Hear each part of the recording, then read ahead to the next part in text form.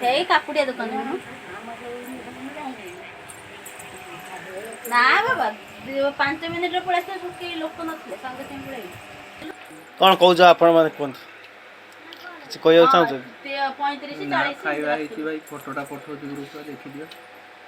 ଆଉ ଝିଲି ଆଜି ସବୁ କରିଛି। ଝିଲି କରିକି ସମସ୍ତଙ୍କୁ ଦେଇଛି ମାଛ ତରକାରୀ ଭାତ ଡାଲି ପନିର ପାମ୍ପଡ଼ ଗୁଣ୍ଡ ତରକାରୀ ଆଉ କୋବି ଚିଲି ଆଉ କ'ଣ କରିଥିଲା ଡାଲି କରିଥିଲା ସବୁ କରିଛି ଆଉ ଫଟୋ ପଡ଼ୁଛି ଦେଖିଛି ଆଉ। ହଉ ଆଜି ତୁମେ କ'ଣ କହୁଛ? ପାଣି ବୋଟଲ ଦିଅ ଆମେ ଛେନାଗୁଡ କରିବୁ। ତୁ କହିବ କି କହୁନୁ? ନା ଆମେ କିଛି କହିବୁନି ମୁଁ ପାଣି ପିଇ ସାରେ। ସେ ଭାଷଣ ଦବା ଲୋକ ସେ ଆଜିର ବକ୍ତବ୍ୟ କୁହ ନା ଆଜିର ଭଲ ଦିନ କହ ନା କ'ଣ ସେଟା ଆଜିର ଇଏ ହଉଛି ଆମ ଘରର ମୁରବୀ ଏବେ ବଡ଼ ଅଛନ୍ତି ଜେଜେମା ତାଙ୍କ ନାଁ ହଉଛି ପାର୍ବତୀ ସାହୁ। ସେ ଏବେ ଟିକେ ବୃଦ୍ଧ ଅବସ୍ଥାରେ ଅଧିକ ଚିନ୍ତା କରି ତାଙ୍କ ବାଳ ପାଚି ଯାଇଛି। ଘରର ମୁରବୀ ଯେହେତୁ ସବୁ କଥା ଟେନସନରୁ ବାଳ ଗୁଡ଼ା ଧଳା ହେଇଗଲାଣି।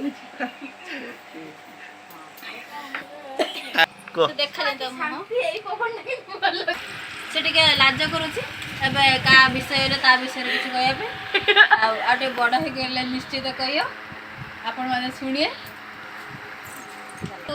ସାନ ଝିଅ ଗେଲା ଝିଅ ଆଉ ବହୁତ ବି ପରିଶ୍ରମ କରେ ବଢିଆ ବଢିଆ ଟେଷ୍ଟି ଖାଇବା ବି କରୁନୁ। ମୁରବୀ ଜେଜେମା ଆଉ ପାର୍ବତୀ ସାହୁ ସେ ସବୁବେଳେ ଘରକୁ କିଏ ଆସିଲେ ସେ ସବୁବେଳେ ଅଲଗା ନାଁଟା କହିଦିଅନ୍ତି।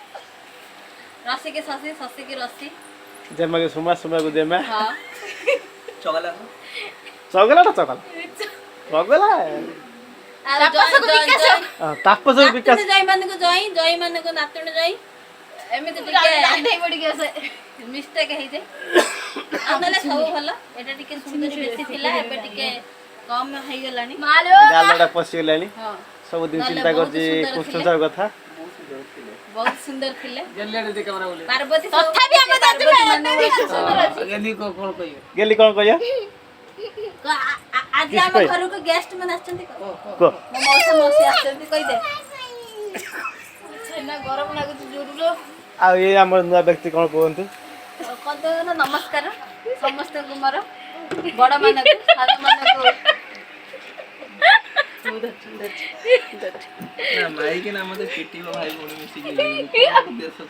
ଆଜିର ଅନୁଚିନ୍ତା ବିଷୟରେ କିଛି ଅନୁଚିନ୍ତା ଆମେ ଆସିକି ପହଞ୍ଚିଲୁ ଯିବା 1 ଘଣ୍ଟା ମଧ୍ୟରେ ତାପରେ ଆମକୁ ଥଣ୍ଡା ପାଇଁ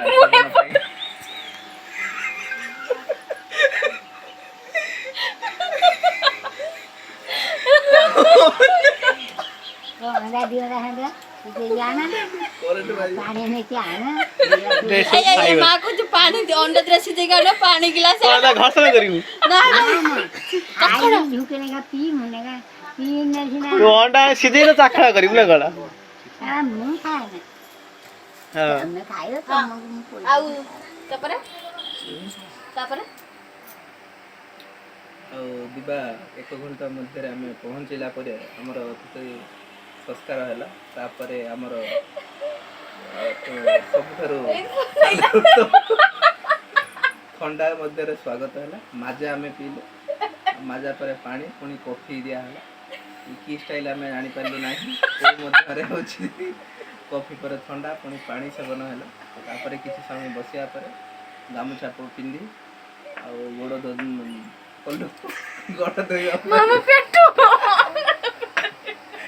ଧୋଇବା ପରେ ଆମର ଝିଲି ଆଜି ହେଡ୍ ମିସ୍ତ୍ରୀ ଥିଲେ କି ତମେ ଯୋଉ ମତେ ସେଉ ଜଲପିଟା ଦିଆଲା ସେଉ ଜଲପି ସବୁ ପକାଇକି ବସା ହେଇକି ତମେ ସେଉ ଚଗଲାର ଏଠି ଅବଦାନ କିଛି ଅଛି ଗୋଟେ ଛୋଟ ପ୍ଲେଟରେ ସିଏ 3 ପିସ୍ ଜଲପି ଆଣିକି ବାଣ୍ଟୁଛନ୍ତି 5 ଜଣ ଲୋକଙ୍କୁ ଯାହାକି ଟଣା ଘୋଷାରେ ଗୋଟେ ଜଲପି ନଷ୍ଟ ହେଲା ଆଉ ତାର ହେଉଛି ଆମର ଗେଣ୍ଡି ଗୋଟେ ଜଲପି ସସ୍ ଚାଟିବାରେ ବ୍ୟସ୍ତ ଥିଲା ଯେହେତୁ ଗୋଟେ ଜଲପି ସହିତ ସସ୍ ଖାଇଲା ତାର ସେଥିରେ ବହୁତ ଆନନ୍ଦ ଏବଂ ଖୁସି ବର୍ତ୍ତମାନ ସେ ଝରକା ପଟେ ବସିକି ଖେଳୁଛି ତାଙ୍କ ଆଡୁ ଟିକେ କ୍ୟାମେରା ଟିକେ ବୁଲା ଯାଉ ବାପା ଝିଅ ବସି ଏଠି ଖେଳା ଖେଳି କରୁଛନ୍ତି ଚେୟାରରେ ବସିଛନ୍ତି ଝିଅ ଝରକାରେ ବସିଛି ଛେଳିକୁ ଅନେଇଛି ସେ ଠାକୁର ଫୁଲରେ ଖେଳୁଛନ୍ତି ଶୋଇଗଲ ହଉ ତାପରେ ମୋ ଝିଅ ଆଉ ତାପରେ ତାପରେ